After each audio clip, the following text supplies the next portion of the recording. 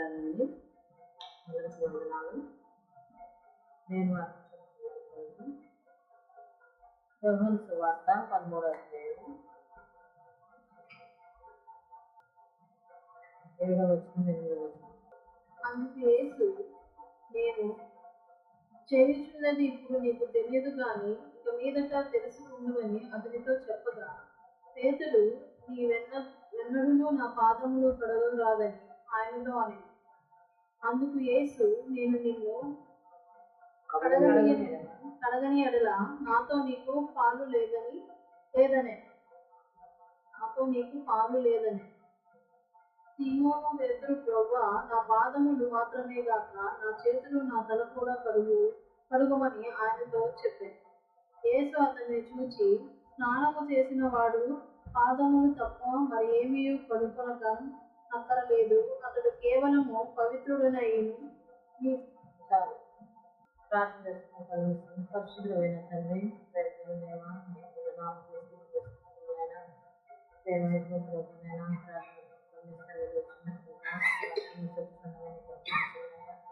తండ్రి వాక్యం మాట్లాడండి తండ్రి. జ్ఞానమైన నా యేసయ్యా, నీకు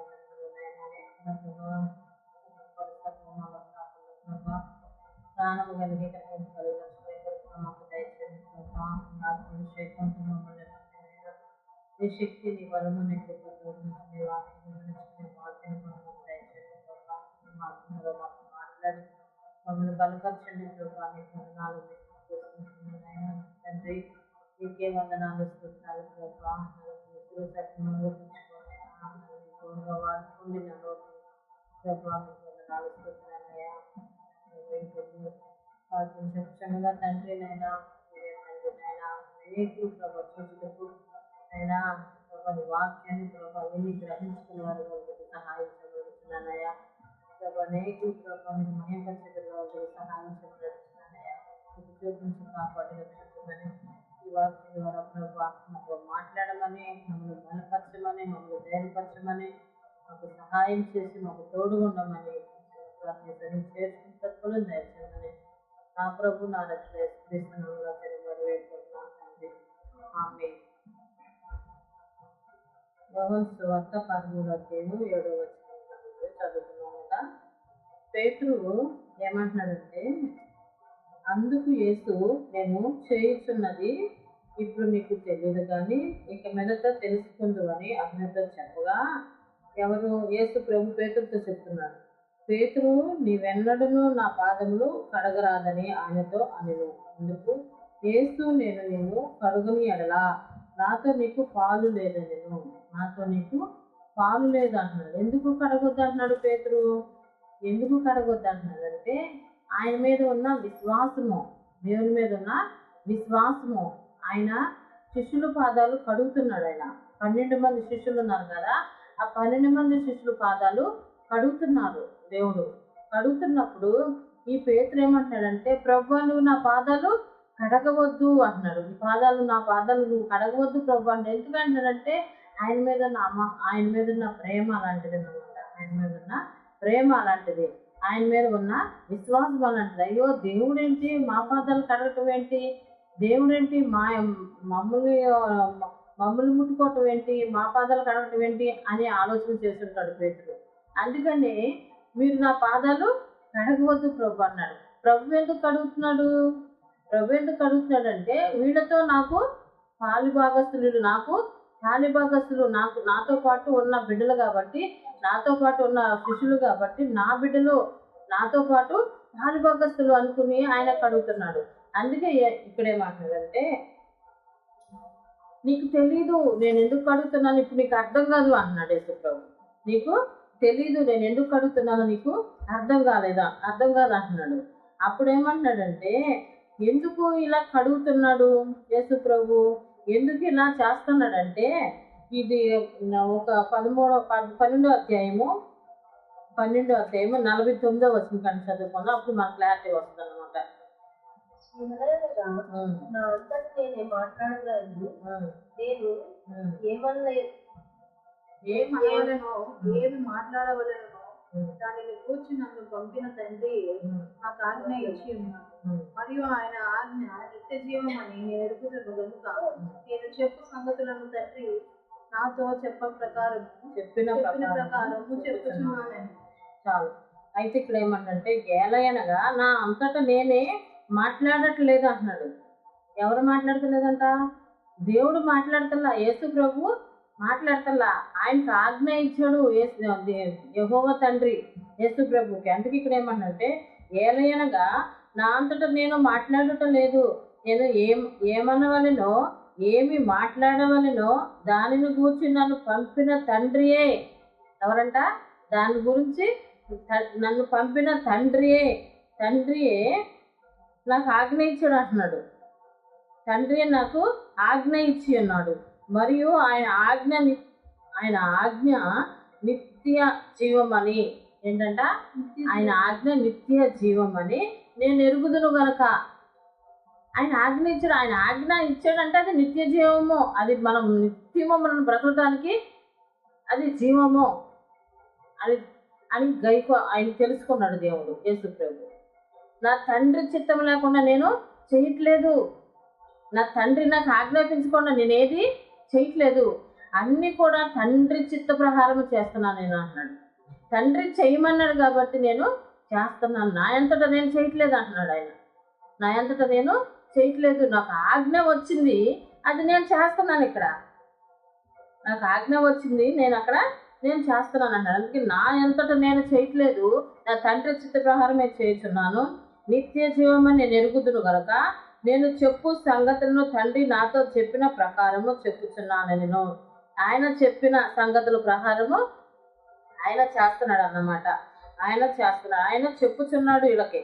అయితే ఇక్కడ ఏమన్నాడంటే 13వ అధ్యాయంలో 1వ వచనము, తాను ఈ లోకము నుండి తండ్రి యొద్దకు వెళ్ళవలసిన ఘడియ వచ్చినని యేసు పాస్కా పండుగకు ముందే ఎరిగిన వాడే లోకములోనున్న తన వారిని ప్రేమించి వారిని అంతము వరకు ప్రేమించాను. ఎంతవరకు అంట? అంతము వరకు ప్రేమించాడు. ఎందుకు ఈయన ప్రేమించాడంటే ఈయన వెళ్ళిపోవాల్సిన సమయము వచ్చేసింది.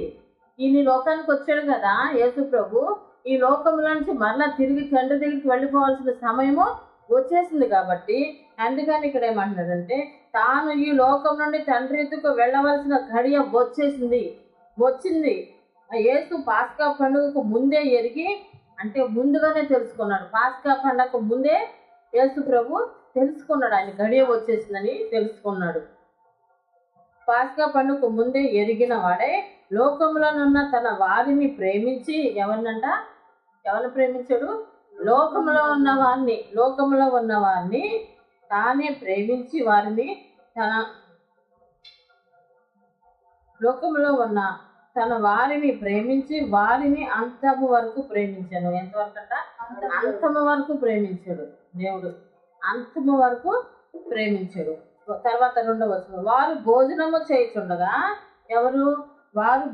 చేయుచుండగా ఆయన అప్పగింపబడినని సీమోను కుమారుడు ఇస్కరియోతు యోధ హృదయంలో అపవాది ఇంతకు ముందు ఆలోచన పుట్టించి ఉండేను గనుక తండ్రి తన చేతికి సమస్తమును అప్పగించిననియు తాను దేవుని యొద్ద నుండి బయలుదేరి వచ్చిననియు దేవుని యొద్దకు వెళ్ళవలసిన ఉన్నదనియు యేసు ఎరిగి భోజన పంక్తిలో నుండి లేచి తన పై వస్త్రము అవతల పెట్టివేసి టవలు తీసుకుని నడుమునకు కట్టుకొనెను. అంతటా పళ్ళెములో నీళ్లు పోసి శిష్యుల పాదములు కడుగుకొనుటకు తాను కట్టుకొని ఉన్న టవలుతో తుడుచుటకును మొదలు పెట్టెను అంట. చూసావా, ఇక్కడ ఇస్కరియోతు యోధ ఉన్నాడు శిష్యుల్లో. ఇస్కరియోతు యోధ ఉన్నాడు. ఇస్కరియోతు యోధలో ఏం దూరిందంట? అపవాది దూరిందంట. ఎందుకు? యేసు ప్రభుని పట్టివ్వటానికి అపవాది దూరింది. ఇక్కడ 12 మంది శిష్యులకి కలిసి ఆ 12 మంది శిష్యులతో పాటు యేసు ప్రభు ఇక్కడ కూర్చుని భోజనం చేస్తున్నాడు. భోజనం చేస్తూ ఉండగా మరి వారు భోజనం చేయుచుండగా ఆయనను అప్పగింపవాలని చూసి ఆయన చేస్తుండగానే ఆయన్ని అప్పగించాలని ఆలోచన వచ్చేసింది. ఎవరికి? యోధ ఇస్కరియోతుకి. అంటే దేవుడికి తెలుసు కదా, యోధ ఇస్కరియోతు పట్టిస్తాడని తెలుసు. కానీ దేవుడు ఏమన్నా ఈయన ఏదో ఇస్కరియోతు, ఎందుకు నువ్వు నాతో పాటు తిరుగుతున్నావు కదా, నువ్వు నాతో పాటు ఉంటున్నావు కదా, ఎందుకు నన్ను పట్టించాలని ఆలోచన చేస్తున్నావు అని అడిగాడు ఆ దేవుడు. వారితోనే ఉన్నాడు కదా, ఆయనలో అపవాది దూరిందన్న సంగతి దేవుడికి తెలుసు. కానీ ఈయన నన్ను అప్పగిస్తున్నాడని కూడా దేవుడికి తెలుసు. ఇదిగో మీలో ఒకడు నన్ను అప్పగిస్తున్నాడని చెప్పేసి అంటే వాళ్ళు ఏమన్నారు, నేనా ప్రభా అన్నారు. అయితే వాళ్ళు ఏమన్నారంటే, ప్రభు ఏమన్నంటే నా చేతిలో చెయ్యి కడిగిన వాడే అని అంటారు. అప్పుడు యేసు ప్రభుకి తెలిసిపోయింది కదా ఫలానా ఆయనని, ఆయన చేతిలో పెట్టి చేయి కడిగిన వాడే నన్ను అప్పగిస్తున్నాడు అని. అప్పుడు నువ్వు నన్ను అప్పగించే మనిషి ఇతడే, ఇస్కరియోతు యోధనే నన్ను అప్పగిస్తున్నాడు, ఎందుకు ఇంత అన్యాయం చేస్తున్నావు, ఎందుకు నన్ను పట్టివ్వటానికి ఎంత ప్రయత్నం చేస్తున్నావు, ఎందుకు నువ్వు మాతో ఉంటానే నువ్వు ఎందుకు ఆ అపవాది ఆలోచన కలిగి జీవిస్తున్నావు అని గద్దించలా దేవుడు. ఆయన గద్దించలా, ఎందుకంటే దేవుడు అందరినీ ప్రేమించాడు. దేవుడు గద్దించలా, ఎందుకంటే దేవుడు వాళ్ళని ప్రేమించాడు కాబట్టి. అందుకనే చెడ్డవారిని కూడా మంచివారిని కూడా దేవుడు ఎతకలేస్తున్నాడు ఈ భూమి మీద. ఎందుకు ఇప్పుడు చెడ్డవారు ఉన్నారు, ఎందుకు ప్రభా మనం అనుకుంటాము చెడ్డవారు ఏదైనా అన్నారంటే, ఏంటి ప్రభా మేము ఎంత నీతిగా న్యాయంగా ఉంటున్నాము, అయినా కానీ మమ్మల్ని ఏదో ఒకటి పలానా వాళ్ళు అంటున్నారని చెప్పేసి మనకు బాధ కలుగుతుంది. కానీ దేవుడు ఎందుకు ఎదగనిస్తున్నాడు వాళ్ళని? ఒక సమయము వచ్చుద్ది, ఆ సమయాన్ని వాళ్ళకి మారు మనసు రావాలని దేవుడు ఆ సమయాన్ని వాళ్ళకి ఇస్తాడు, మారు మనసు రావాలని. అందుకే ఇస్కరియోతు యోధకు కూడా మారు మనసు వచ్చిందా లేదా? లాస్ట్కి 30 నాణ్యాలతో కొనుక్కుని తీసుకెళ్ళి అప్పచెప్పాడు. కానీ చివరికి ఆ 30 నాణ్యాలు తీసుకెళ్ళి ఇసురు కొట్టేసేసి ఏం చేశాడు? పశ్చాత్తాపం వచ్చిందా రాలేదా? ఇసురు కొట్టేసి వెళ్ళిపోయి గబగా పరిగెత్తుకుంటూ వెళ్ళిపోయి ఏం చేశాడు? ఊరేసేసుకున్నాడు. యోధ ఇస్కరియోతు ఊరేసుకుని చనిపోయాడు. పశ్చాత్తాపం వచ్చిందా? ఒక గడియ వచ్చిందా ఆయన మారటానికి? అందుకే దేవుడు అందరినీ కూడా ప్రేమిస్తాడు. కాకపోతే మన మనుషులు ఆలోచనలు, తొందరపాటు ఆలోచనలు, మన మనుషుల ఆలోచనలు ఏమో వాళ్ళని ఇది అనాలి అది అనాలి ఎందుకు అనాలి అని కక్షలు మనం పెంచుకుంటాము. కానీ దేవుడు అయితే కక్ష పెంచుకునే దేవుడు కాదు, ప్రేమించే దేవుడు. అందుకే ఆయన ప్రేమించాడు కాబట్టి శిష్యుల పాదాలు కడిగాడు. అంటే శిష్యుల పాదాలు ఎందుకు కడిగాడంటే వీళ్ళు కూడా నాతో పాటు రాజ్యంలో ఉండాలని, నాతో పాటు పరలోకంలో ఉండాలని, నాతో పాటు పాలిభాగస్తులు అవ్వాలని ఆయన ఒక ప్రేమది. నాతో పాటు శిష్యులు ఈ లోకంలో ఈ భూమి మీద ఉన్న వాళ్ళు నా దగ్గర పరలోకంలో కూడా ఉండాలని ఆయన ఆశపడ్డాడు అన్నమాట. అందుకనే ఆయన పాదాలు కడిగాడు. అని ఆయన పాదాలు కడగటానికి దేవుడు భూమి నుండి భూమికి దిగొచ్చాడు కదా.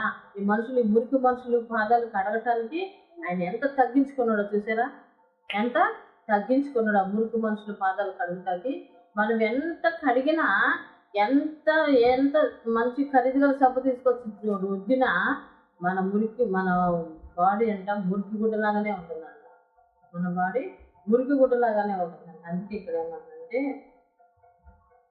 భోజన బంతిలో కూర్చుని లేచి అప్పగింపాలని సీమోను కుమారుడగు ఇస్కరియోతు యోధ హృదయంలో అపవాది ఇంతకు ముందు ఆలోచన పుట్టించి ఉండను కనుక తండ్రి తన చేతికి సమస్తమును అప్పగించిననియు, తాను దేవుని యొద్ద నుండి బయలుదేరి వచ్చిననియు, దేవుని యొద్దకు వెళ్ళవలసి ఉన్నదనియు యేసు ఎరిగి భోజన పంక్తుల నుండి లేచి తన పై వస్త్రంను అవతల పెట్టివేసి తొవలు తీసుకుని నడుమునకు కట్టుకొనెను.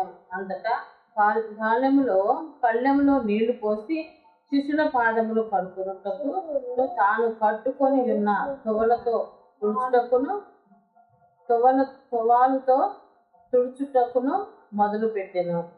ఇట్లు చేయుచు ఆయన సీమోను పేతురు వద్దకు వచ్చినప్పుడు అతడు, ప్రభా నువ్వు, ఆయన ఇప్పుడు అంటున్నాడు, అది నువ్వు నా పాదాలు కడగవద్దు ప్రభా అన్నాడు. ఈ స్టోరీ అంతా దేవుడికే తెలుసు, పేతురుకు తెలీదు. ఎందుకు? ఆయన సీమోను పేతురుకి ఈ విషయాలన్నీ కూడా దేవుడు చెప్పిన విషయాలన్నీ కానీ దేవుడికే తెలుసు. ఆ తండ్రి చెప్పిన ఆజ్ఞలన్నీ కూడా దేవునికే తెలుసు. కానీ ఈ పేతురుకు తెలియదు కదా, ఈ మనుషుడు కదైనా. అందుకని ఇక్కడ ఏమంటున్నాడంటే, నాకు వద్దు ప్రభా, నన్ను కడగొద్దు, నా కాళ్ళు కడగొద్దు అంటున్నాడు. అంటే ఇక్కడ ఏమంటున్నాడంటే అక్కడ చదువు. అందుకు యేసు, నేను చేయుచున్నది ఇప్పుడు నీకు తెలియదు కానీ ఇక మీదట నీకు తెలిసి ఉందనని అతనితో చెప్పగా, పేతురు, నీవెన్నడూ నా పాదములో కడుగరాదని ఆయనతో అనేది. అందుకు యేసు, నేను నిన్ను కడగని ఎడల నాతో నీకు పాలు లేదని. సీమోను పేతురు, ప్రభువా, నా పాదములు మాత్రమే కాక నా చేతులు నా తల కూడా కడుగుమని ఆయనతో చెప్పాను. అప్పుడు అంటున్నాడు, ఎప్పుడైతే నీతో పాటు నీకు పాదాలు కడగకపోతే నీకు నాకు పాలు పంపులు లేవు అన్నాడు. నీకు నాకు పాలు పంపులు లేవు, నువ్వు కడిగించుకుంటేనే నీకు నాకు పాలు పంపులు ఉంటాయి, నువ్వు కడిగించుకోకపోతే నీకు నాకు సంబంధం లేదు అంటున్నాడు. సంబంధం లేదన్నాడు కాబట్టి అప్పుడు ఏమంటున్నాడు, అమ్మో ప్రభా అలా చేయొద్దు, నన్ను నిలువెల్లా కడుగు అంటున్నాడు. ఎలా అంటున్నాడు? నిలువెల్లా, పాదాలు ఒకటే కాదు, నన్ను నిలువెల్లా కడుగు అంటున్నాడు. నిలువెల్లా కడగమంటే ఇక్కడ ఏమంటున్నాడంటే 9వ వచనంలో, సీమోను పేతురు, ప్రభువా, నా పాదములు మాత్రమే కాక నా చేతులు నా తల కూడా కడుగుమని ఆయనతో చెప్పాను. యేసు అతనిని చూచి, స్నానం చేసిన వాడు పాదములు తప్ప మరి ఏమియో కడుగుకుని అక్కరలేదు, అతడు కేవలము పవిత్రుడనై చాలు, అతడు కేవలం పవిత్రుడాయను. యేసు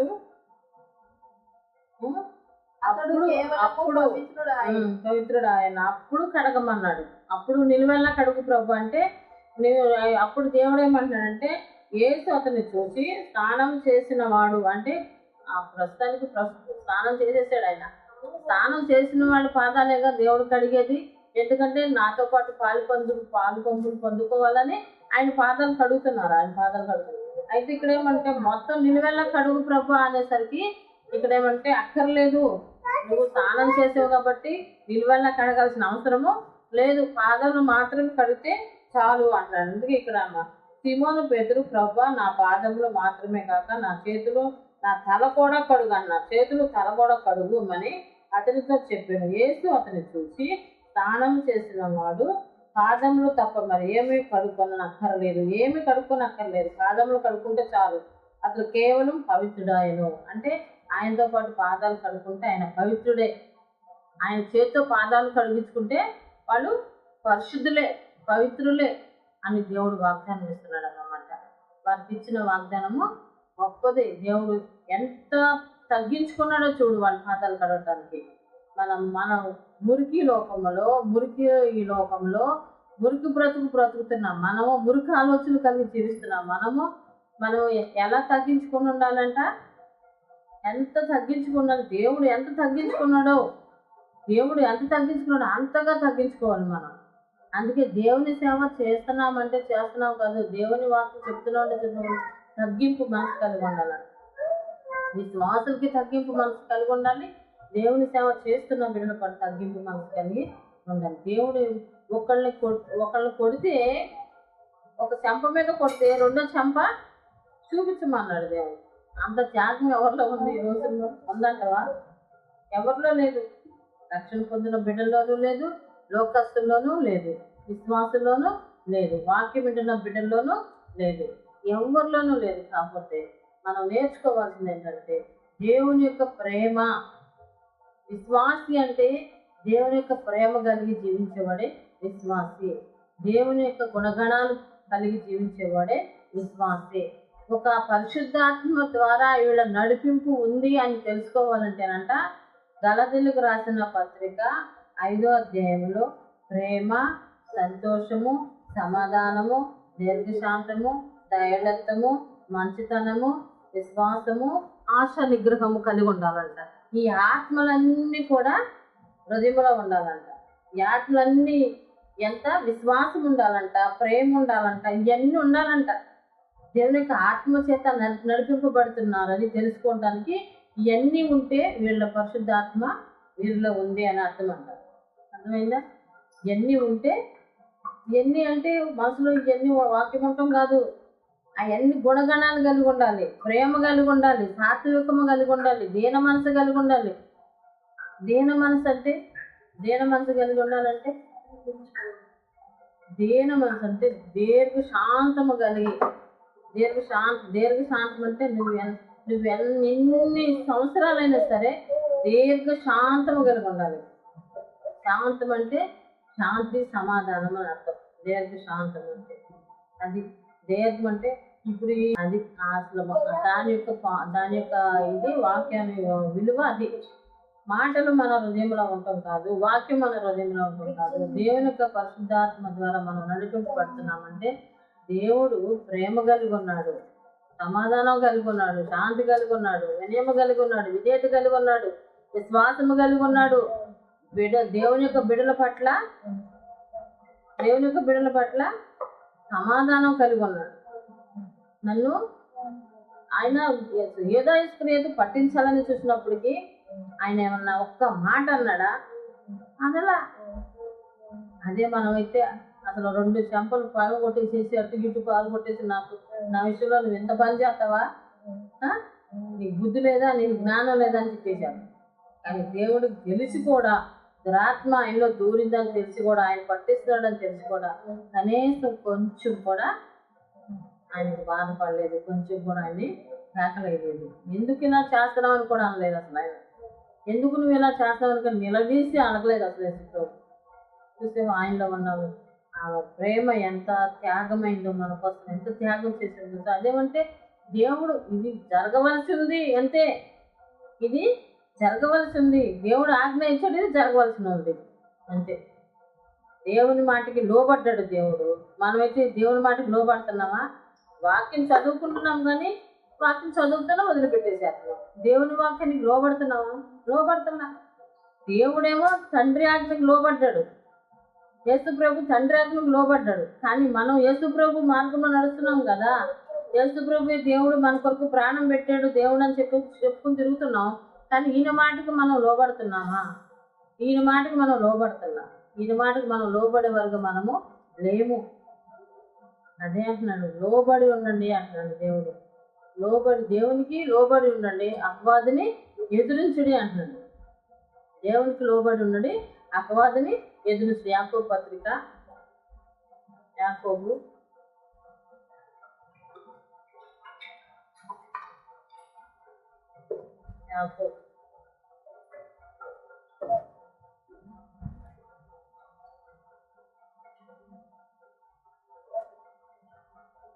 4వ అధ్యాయం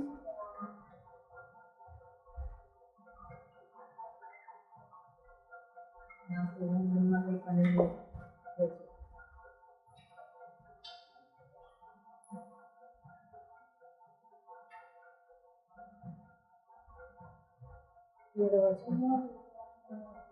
కాబట్టి చదువు.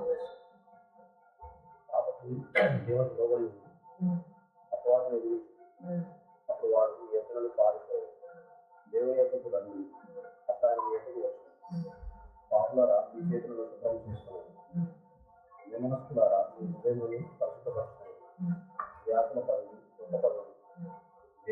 దేవుడి మీ నవ్వు దుఃఖముకు మీ ఆనందము చుట్టగా మార్చుకోండి.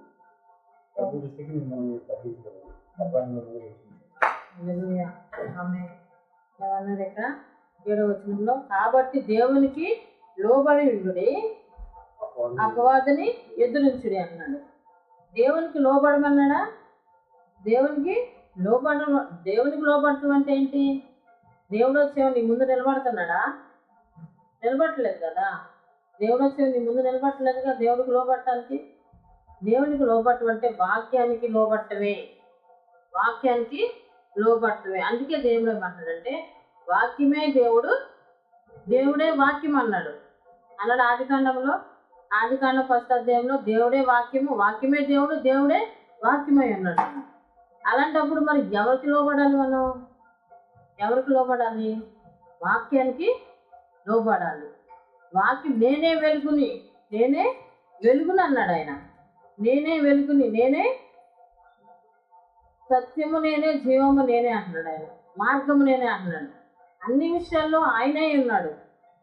వెలుగు నేనే, సత్యము నేనే, జీవము నేనే, వాక్యము నేనే అన్నాడు. అప్పుడు మనం వాక్యానికి లోబడి ఉండాలి. వాక్యానికి లోబడి ఉండి అపవాదిని ఎదిరించాలి. అపవాదిని ఎదిరించే వారికి మనం ఉండాలి. ప్రవ్వా, మనం చెప్పుకున్నాం కదా, ప్రవ్వా ప్రవ్వా అని పిలిస్తే ఉపయోగం లేదు అంటున్నాడు దేవుడు. నీ క్రియలు మారాలి, నీ క్రియలు మారాలి, నీ తలంపులు మారాలి, నీ ఆలోచన మారాలి, నీ ఉద్దేశాలు ఏంటో తెలుసుకోవాలి. మనం భక్తి చేస్తున్నాం కదా అని మనం ఇదవ్వకూడదు. మన భక్తి సరిగా ఉందా లేదా అని చూసుకోవాలి. మన హృదయాన్ని దేవుడు చూస్తున్నాడా? చూస్తాడు, కానీ అది మనకు తెలియదు. చూస్తున్నాడు కదా, దేవుని యొక్క హృదయము మనకి తెలియదు. ఆయన హృదయంలో ఏమున్నాయో మనకి తెలియదు. మన హృదయంలో ఉన్నాయి మాత్రం ఆయన మొత్తం తెలుసు. ఆయనకి ఇక్కడ ఏమంటున్నాడంటే, అపవాదిని ఎదురించుడి, వాడు ఎదురుండి పారిపోవును అంటున్నాడు. దేవుని ఎద్దుకు రండి. ఎవరి దగ్గర రమ్మంటున్నాడు? దేవుని ఎద్దుకు రండి, అప్పుడనే మీ ఎద్దుకు వచ్చును అన్నాడు. దేవుని ఎద్దుకి రండి అంటే వాక్యం దగ్గరికి రండి అని, బైబిల్ తీసుకుని వాక్యము చదవండి అని. దేవుని ఎద్దుకు రండి, అప్పుడు ఆయన మీ ఎద్దుకు వచ్చును. పాపులారా అంటున్నాడు. చూసావా ఎవరిని పిలుస్తున్నాడు? పాపులారా మీ చేతులను శుభ్రం చేసుకోండి. ఏమన్నాడు? మన చేతిలో ఏముందంట? మురికి ఉంది, మన చేతిలో పాపం ఉంది, మన చేతిలో దేవునికి కనపడుతుంది. మన చేతిలో ఏముందనేది దేవునికి కనపడుతుంది. దీని గురించి ఇంకో చాట ఉంటుంది వేబు పత్రికలో, ఏబు గ్రంథంలో. మీ చేతిలో పాపం ఉంటే దాన్ని తొలగించుకోమంటాడు. మీ చేతిలో పాపం ఉంటే దాన్ని తొలగించుకోమంటాడు. అందుకే ఇక్కడ పాపం ఉంది మన చేతిలో, అందుకే మీ చేతులు శుభ్రం చేసుకోండి అంటున్నాడు. మన చేతుల్లో ఏముందని మనం శుభ్రం చేసుకోవాలి? వ్యర్థమైన ఆలోచనకు బల్ల కింద చేతులు పెడతారంటారు. చూసావా? వ్యర్థమైన డబ్బుల కోసం, వ్యర్థమైన వాటి కోసం బల్ల కింద చేతులు పెడతారంటారు. అది ఉంటే తీసేసుకోమంటున్నాడు దేవుడు. అందుకే ఆ చేతులు కడుక్కోమంటున్నాడు దేవుడు. అప్పుడు నీ ప్రార్థన ఆలకిస్తాడు. నువ్వు ఎప్పుడైతే నీ చేతులు కడుక్కుంటావో గ్రహించి, అప్పుడు నీ ప్రార్థన ఆలకిస్తాడో నీకు మేలు చేస్తాడు దేవుడు. నీకు తోడై ఉంటాడు ఆయన. ఇక్కడ ఏమంటున్నాడు? దీమనస్కులారా మీ హృదయములను పరిశుద్ధపరచుకోండి. మీ హృదయాన్ని పరిశుద్ధపరచుకోండి. మీ హృదయంలో ఏమైనా మురుకుంటే కడుక్కోండి. అందుకే ఇక్కడ దుఃఖించుడి అంటున్నాడు. దీమనస్కులారా మీ హృదయములను పరిశుద్ధపరచుకోండి, వాక్యలు పడుడి, దుఃఖపడుడి అంటున్నాడు. దుఃఖపడుడి, ఏడుగుడి. నీ హృదయంలో ఏమైనా పాపం ఉంటే కడిగేసుకోమంటున్నాడు, కన్నీళ్ళతో కడిగేసుకోమంటున్నాడు ఆయన. ఏడుగుడి, మీ నవ్వు దుఃఖములకు మార్చుకోమంటున్నాడు. మనకు నవ్వు వచ్చిందనుకో, మన కుటుంబంలో ఏదో సంతోషం వచ్చిందనుకో, నవ్వు వచ్చిందనుకో, అది దుఃఖంగా మార్చుకోమంటున్నాడు. అంటే ఎక్కువగా నవ్వకూడదని, ఎక్కువగా నవ్వకూడదు, దుఃఖంగా మార్చుకోమంటున్నాడు. ఇక్కడ ఏమంటున్నాడు? మీకు మీ ఆనందము చింతకు మార్చుకోమంటున్నాడు. ప్రభు దృష్టికి మిమ్మల్ని మీరు తగ్గించుకోండి, అప్పుడు ఆయన మిమ్మల్ని హెచ్చిస్తానంటున్నాడు. ప్రభు దృష్టికి మనం ఏమాలంట? తగ్గించుకోమంటున్నాడు. తగ్గించుకోవాలి. ఆయన మనం హెచ్చించాలి, యేసయ్యని మనం హెచ్చించాలి. ఆయన ఘనమైన నాయకుడైన, ఆయన గొప్ప నాయకుడైన, ఆయన ప్రజలలో ప్రధానుడైన ఆయన ఏమంటున్నాడంటే, నేను పరిశుద్ధులని గాన ప్రతిగానంతో పిలువబడుతున్నాడు ఆయన. శిరోబుల మీద ఆశీనుడై ఉన్నాడు ఆయన, స్తుతుల మీద ఆశీనుడై ఉన్నాడు ఆయన. అందుకే ఆయన మాటకు మనం లోబడి ఉండాలి. వాక్యము చదువుకొని విడిచిపెట్టేయకూడదు. ఇవాళ వాక్యం చదివేసి తీసేసి వదిలిపెట్టేయకూడదు. అదే చెప్తున్నాడు దేవుడు. నా ఎద్దుకు రండి అంటున్నాడు. నా ఎద్దుకు వచ్చి నేర్చుకోమంటున్నాడు. అందుకే రండి, నా ఎద్దుకి రండి, దేవుని ఎద్దుకు రండి, అప్పుడు ఆయన మీ ఎద్దుకు వస్తానంటున్నాడు. మీ ఎద్దుకు వస్తానంటున్నాడు. నీ మాట వింటాడు, నువ్వు చెప్పేది వింటాడు, నీకేది కావాలో చేస్తాడు. నీకేది కావాలంటే అది నీకు ఇస్తాడు దేవుడు. నీకేది కావాలంటే అది నీకు ఇచ్చే దేవుడు ఉన్నాడు. అందుకే దేవుడు ఏమంటున్నాడు? ఎప్పుడు కూడా దేవుని యొక్క మార్గంలో మనం నడుచుకునేవారుగా, దేవుని వాక్యానికి లోబడేవారుగా, మనం మనుషులమి, మనం ఎంత ఏ పాటి వారి మనమో దేవుడు మనం పుట్టించాడు. మనం మట్టితో ఒక ముద్ద తీసి కుమ్మరివాడు ఏ రీతిగా కొండను తయారు చేశాడో ఆ రీతిగా మనం తయారు చేశాడు దేవుడు. మన గురించి సమస్తం ఆయనకి తెలుసు. అందుకనే మనం తగ్గించుకొని ఉండాలి, దేవుణ్ణి హెచ్చించాలి. మనం చెప్పానుగా ప్రసంగిలో, ఆకాశం మీద ఆయన ఉన్నాడు, భూమి మీద మనం ఉన్నాం. మన మన మన మాటలు ఎలా ఉండాలంట? కొద్దిగా ఉండాలని చెప్తున్నాడు. మన మాటలు కొద్దిగా ఉండాలి. అందుకే దేవుని మాటకు లోబడేవారుగా, దేవుని మార్గంలో మనం నడిచేవారుగా, ఆయన యొక్క చిత్తానుసారం ఏంటో మనం తెలుసుకుని జీవించేవారుగా మనం ఉందాం. అయితే ఇక్కడ ఏమన్నాడంటే, పేతురు ఏ రీతిగా నా పాదాలు కడగొద్దు ప్రభా అన్నాడు, అది నీకు నాకు పాలు పంపులు ఉండవని ఎప్పుడైతే చెప్పాడో అప్పుడేమన్నాడు, నన్ను నిలువెల్లా కడుగు ప్రభా, నన్ను నిలువెల్లా కడుగు ప్రభు అంటే ప్రభు ఏమన్నాడంటే, స్నానం చేసినాడు ఇంకోసారి నిలువెల్లా కడుక్కోని అవసరం లేదు, పాదాలు కడుక్కుంటే చాలు అతను పవిత్రుడైపోతాడు అన్నాడు. ఆయన రక్తంలో మనం కడగబడ్డాం కాబట్టి మనం ఏమవుతున్నాం?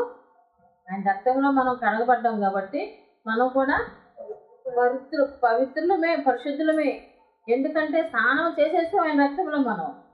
కానీ మనం మాటికి పాదాలు కడుక్కోవాలి. దేంతో కడుక్కోవాలి? మన పాదాలు కడుక్కోవాలి. మన పాదాలు ఆయనతో పాటు పాలుబాక్సులు అవ్వాలంటే ఎప్పటికప్పుడు మన పాదాలు మురికవుతూ ఉంటాయి. మన పాదాలు మురికవుతూ ఉంటాయి, మన హృదయం మురికవుతూ ఉంటుంది, మన చేతులు మురికవుతూ ఉంటాయి. కానీ మనము వాటిని కడుక్కుంటూ ఉండాలి. వాటిని కడుక్కుంటూ ఉండాలి. దేంతో కడుక్కోవాలి? వాక్యం అనే ఉతక స్నానం చెప్తున్నాడు కదా, వాక్యం అనే ఉతక స్నానంతో కడుక్కోమన్న రోమిలకు రాసిన పత్రికలో ఉంది. వాక్యం అనే ఉతక స్నానం చేయాలంట. వాక్యం అనే ఉతక స్నానంతో మనం కడుక్కోవాలి. దేవుని యొక్క మాటలకు లోబడి దేవుని మార్గంలో మనం నడుచుకుంటే, దేవుని చిత్తానుసారంగా మనం జీవిస్తే ఆయన మనకి తోడయండి. వాళ్ళకి ఎట్లా పాలుభాగస్తులుగా ఉన్నారో అలాగే మనం కూడా పాలుభాగస్తులుగా ఉండేవారుగా దేవుడు చేస్తాడనమాట. చిన్న వాక్య దేవుడు జీవించుగాక. ఆమేన్.